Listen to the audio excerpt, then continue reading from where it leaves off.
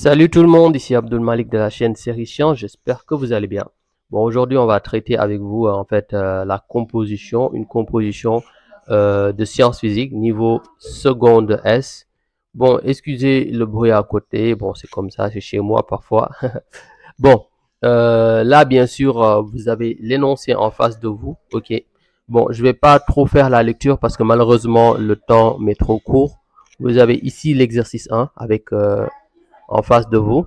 Bon, le fichier est normalement disponible. Je l'avais partagé ce matin, ok, avec les images, ok. Donc, premièrement, vous avez à établir le schéma de Lewis des éléments que sont l'hydrogène, carbone, l'azote, l'oxygène, le soufre, le chlore, etc. Voilà, c'est la première chose qu'on va voir. Bon, maintenant, les deux autres ici, deux autres exercices. Vous avez l'exercice là, ok. Donc, vous mettez sur pause, ok. Vous traitez l'exercice et vous revenez bien sûr pour confronter à la correction. Pareillement, je l'avais partagé ce matin sur un de mes posts. Voici l'exercice 3 également aussi. Vous pouvez prendre la peine de, voilà, de prendre en pause et après corriger, revenir pour voir comment on fait. Là, vous avez l'exercice 3 aussi. Bon, l'exercice 3 bis, parce que je suppose que l'exercice 3, c'est au choix entre les deux, entre l'exercice 3 là et l'autre exercice 3 ici.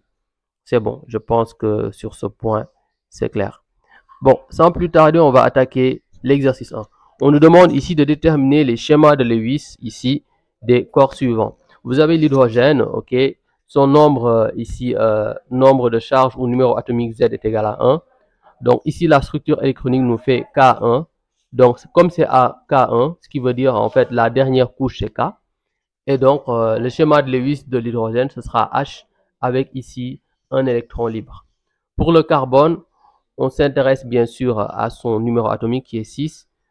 En structure électronique, c'est K2L4, ce qui veut dire que la dernière couche, c'est L avec 4.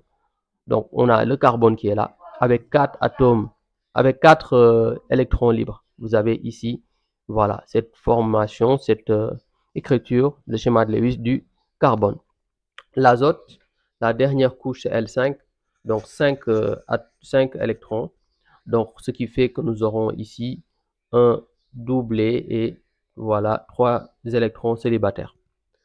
Pour l'oxygène, c'est K2L6, 6 atomes de carbone dans la dernière couche. Nous aurons 2 voilà, doublés et 2 électrons célibataires.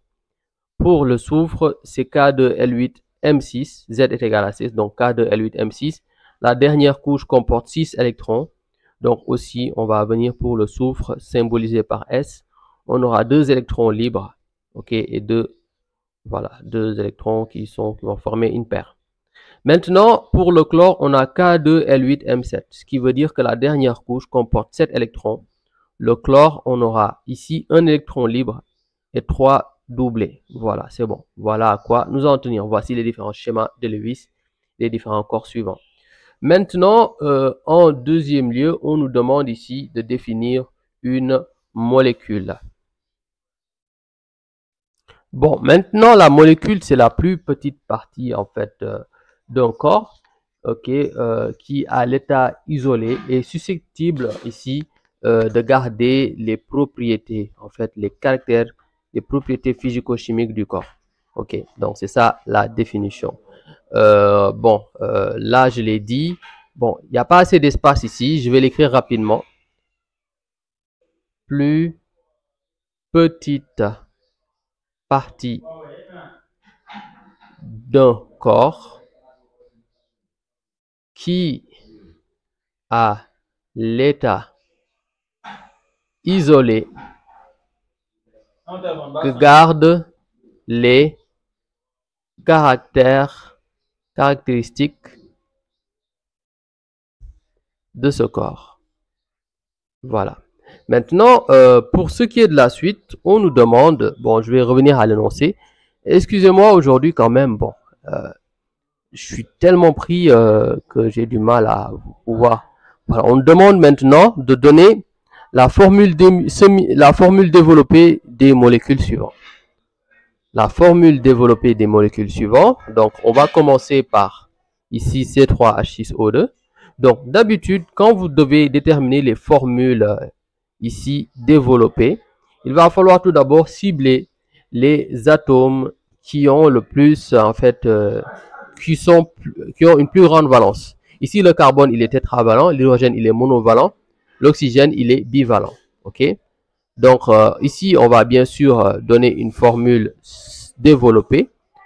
On n'a pas demandé, bien sûr, de donner... bon, on n'a pas demandé de donner plusieurs formules développées, juste une formule développée. Donner la formule développée, on va prendre une. Et comme il y a les atomes de carbone, il est préférable le plus souvent de donner une chaîne carbonée, c'est-à-dire une liaison, une chaîne avec des atomes de carbone. Donc, voilà ce qu'on a. Donc, ici, on a 3 atomes de carbone. On va mettre les 3, chacun lié avec son prochain. OK? Maintenant, la chose qui va suivre, c'est de mettre en place ici un atome, les atomes d'oxygène. Parce que vous savez, après le carbone, c'est l'oxygène qui présente une grande valence. OK? Donc, on va bien sûr placer un peu partout des atomes d'hydrogène en les mettant comme satellites ici. OK, voilà ce qu'on a. Donc, on a déjà 5 atomes d'hydrogène. Là, c'est assez bon. Maintenant, ce qui va suivre, c'est que je vais mettre le carbone là, qui est lui, en fait, il est tétravalent. Il a déjà une liaison. Il lui reste 3 liaisons. Je vais mettre une double liaison avec un atome d'oxygène ici, parce que l'oxygène, il est bivalent. Et une liaison avec l'oxygène, un oxygène qui va lui se lier avec le carbone, mais avec l'hydrogène restant. Voici une formule ici développée pour ce carbone-là. Ensuite, on a ici NH2CN. Si je ne me trompe pas, c'est ce qui était écrit ici. Voilà, NH2CN. Donc, voilà, on va mettre en place ici les atomes qui ont une plus grande valence. C'est le carbone. Et l'azote, il est comment? L'azote aussi est normalement trivalent. C'est-à-dire il a 3 liaisons à donner. Donc, le carbone, je vais le mettre en rapport avec l'azote. Si je vais mettre une trivalence ici avec l'azote. Et sachant que l'azote, lui, également, il est trivalent, il va forcément se lier avec les 2 atomes d'hydrogène. Ce qui fait qu'au final, OK, il lui restera une liaison et c'est celle qu'il aura avec le carbone. On aura respecté la valence du carbone, la valence de cet azote, la valence de cet azote et la valence des 2 atomes d'hydrogène. Ensuite, on a ici CS2, OK. C, il est, en fait, c'est un atome de carbone qui est tétravalent. Le soufre, lui, il est bivalent. OK. Il est bivalent, donc il aura à réaliser 2 liaisons. Donc, forcément, le soufre, on va mettre les 2 atomes de soufre, OK, de part et d'autre du carbone. Comme ils sont bivalents, et le carbone tétravalent, voilà ce qu'on aura. On a ensuite COCl2. Donc, suivez bien attentivement. Le chlore, il est monovalent. L'oxygène, il est bivalent. Le carbone, il est ici tétravalent.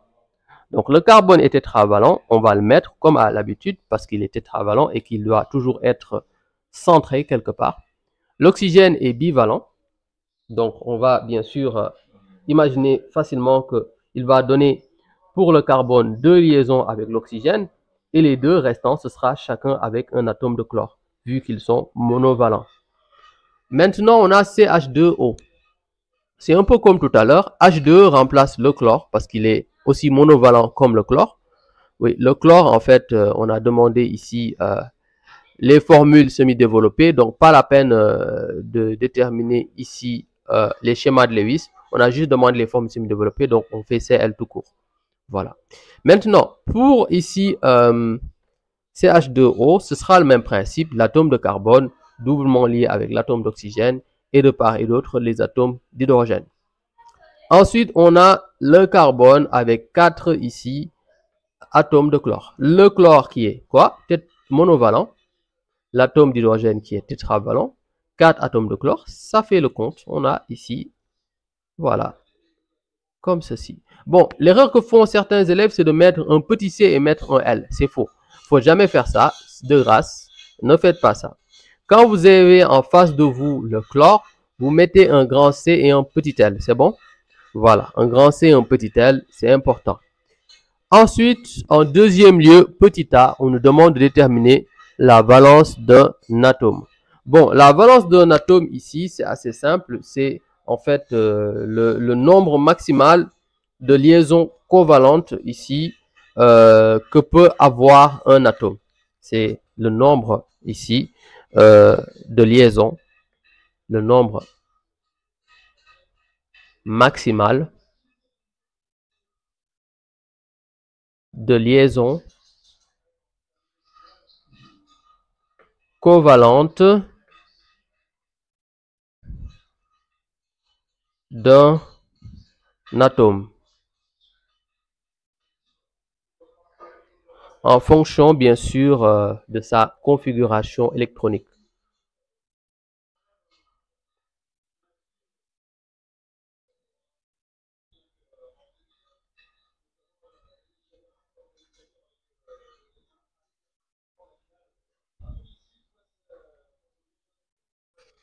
On continue maintenant à déterminer ici la valence d'un ion. Bon, la valence d'un ion, en fait, c'est en fait, comment je vais l'expliquer ici? C'est plutôt en fait, la valence d'un ion, c'est déterminé en fait par la configuration de l'atome d'origine, ok? Et déterminé par la configuration de l'atome ici, de l'atome en fait dont il provient, de l'atome d'origine. Ok, et par sa tendance à gagner, ou perdre des électrons.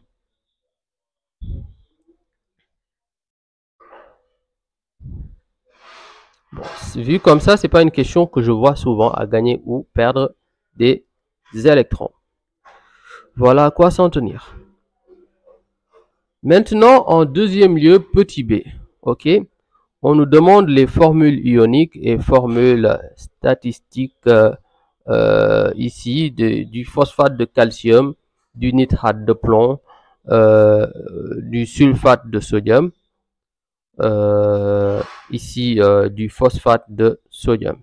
Bon, avant d'aller plus loin, le phosphate d'habitude, c'est quand vous avez ici PO3, PO4 3-, quelque chose comme ça. Et pour le calcium, vous avez Ca2+. D'habitude, c'est ça, ok? PO4 3- et Ca2+.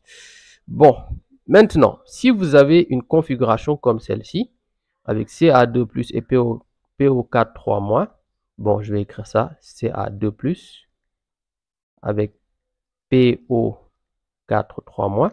La chose qu'il faudra faire, c'est que, bon, vous devez ici établir une liaison entre les deux de sorte à ce qu'on ait en fait une molécule qui soit électriquement neutre. Vous avez 2+ ici, vous avez 3-. Donc pour qu'il y ait une électroneutralité, il faudrait qu'il y ait autant de charges positives que de charges négatives. Donc ce que nous allons faire ici, c'est comme on a 2+ et ici 3-, on va multiplier ici par 3. Et là, on va multiplier par 2. Ce qui fait ici normalement Ca3